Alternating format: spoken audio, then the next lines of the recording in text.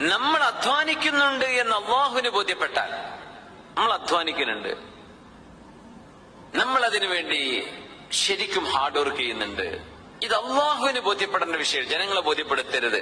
ജനങ്ങളെ ബോധ്യപ്പെടുത്തിയ വല്ല കാര്യമൊന്നുമില്ല. എത്രയോ പുകഴ്ത്തി പറഞ്ഞ അതേ മനുഷ്യന്മാരെ ചവിട്ടി താഴ്ത്തും ചെയ്യും, അല്ലേ?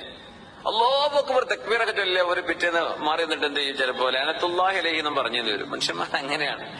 മനുഷ്യന്മാരെന്ത് ചെയ്യണ്ട, അവരെ വിചാരിച്ചുകൊണ്ടൊന്നും പറയാൻ നിന്നിട്ട് ഒരു കാര്യമില്ല, ചെയ്യരുത്. അവരെ തൃപ്തിപ്പെടുത്തുക. അത് ഇഷ്ടപ്പെടുന്നവർ ഇഷ്ടപ്പെടട്ടെ, അല്ലാത്തവർക്ക് ഇഷ്ടപ്പെടണ്ട.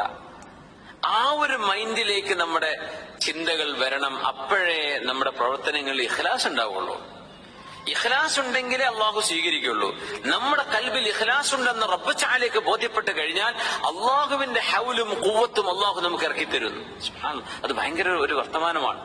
അള്ളാഹു ലാ ഹൗല വലാ ഖുവ്വത ഇല്ലാ ബില്ലാ. അള്ളാഹു നൽകുന്ന ഹൗലും ഖുവ്വത്തുമേ നമുക്കുള്ളൂ. അള്ളാഹു നൽകുന്ന ശക്തിയെ നമുക്കുള്ളൂ.